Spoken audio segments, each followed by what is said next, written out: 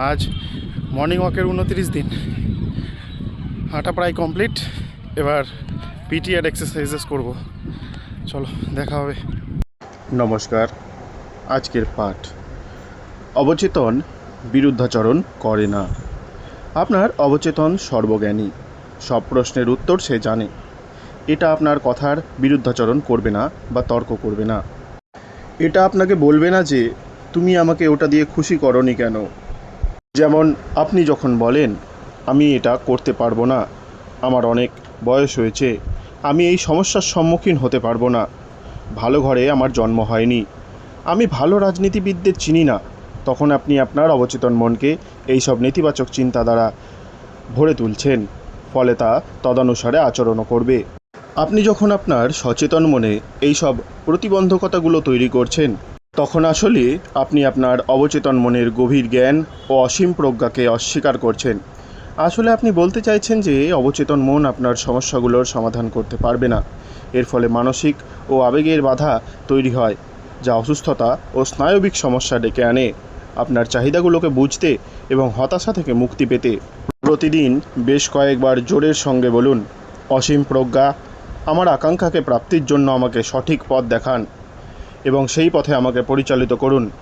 আমি জানি আমার অবচেতনের গভীর জ্ঞান এখন সাড়া দিচ্ছে এবং আমি অনুভব করছি যে সেখানে ভারসাম্য ও প্রশান্তি বিরাজ করে। যদি আপনি বলেন যে আর কোনো পথ নেই, আমি হেরে গেছি, এর থেকে নিষ্কৃতির কোনো পথ নেই, তাহলে আপনি আপনার অবচেতন মন থেকে কোনো উত্তর পাবেন না।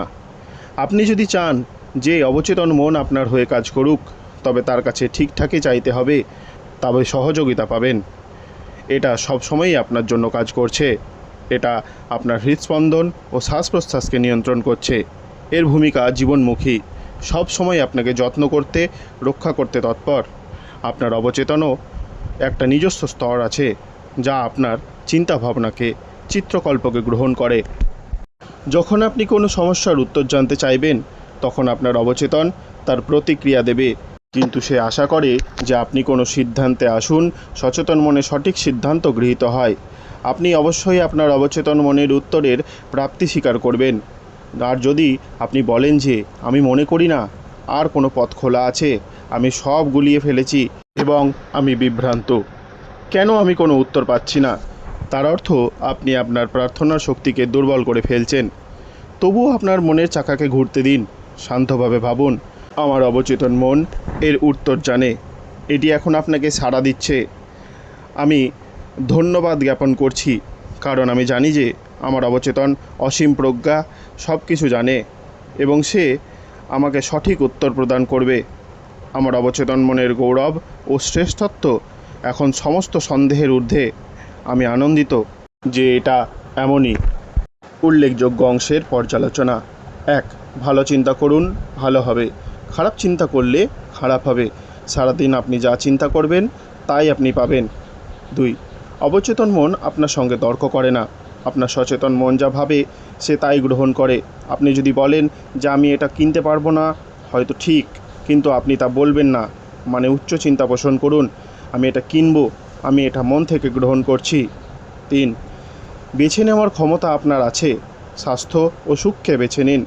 সকলকে নিয়ে আনন্দে থাকুন, বন্ধুত্বপূর্ণ পরিবেশে থাকুন, সকলকে ভালোবাসুন, তাহলে দেখবেন পৃথিবীর সবাই সাড়া দেবে। সুন্দর ব্যক্তিত্ব তৈরি করার এটাই সবচেয়ে ভালো পদ্ধতি। 4. আপনার সচেতন মন হলো দরজার প্রহরী। এটির মূল কাজ হলো আপনার অবচেতন মনকে ভুল বার্তা থেকে নিরাপদে রাখা। কিছু ভালো ঘটতে পারে, এটা বিশ্বাস করুন, এবং সেটা এখন ঘটছে। আপনার সবচেয়ে বড় শক্তি হলো বেছে নেওয়ার ক্ষমতা। সুখ ও প্রাচুর্যকে বাছুন। 5. অপরের পরামর্শ ও বক্তব্যের সেই শক্তি নেই যে আপনাকে আঘাত করে।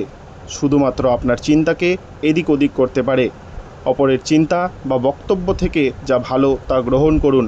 আপনি কিভাবে প্রতিক্রিয়া দেবেন তা আপনার পছন্দের উপর নির্ভর করে। 6. আপনি কি বলছেন লক্ষ্য রাখুন। আপনার প্রতিটি অলস শব্দের হিসাব রাখুন।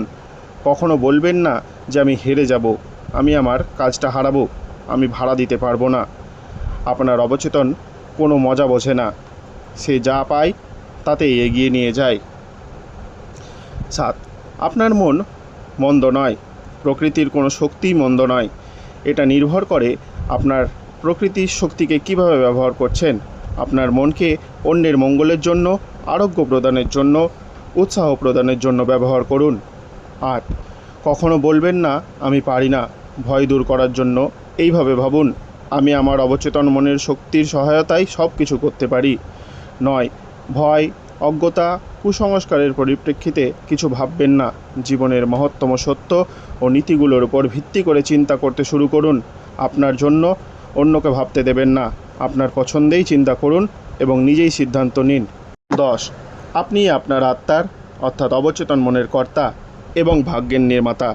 মনে রাখবেন, আপনি বেছে নিতে পারেন। তাই সুখ, শান্তি, সুস্বাস্থ্য ও সত্যিকারের মহৎ জীবনকে বেছে নিন।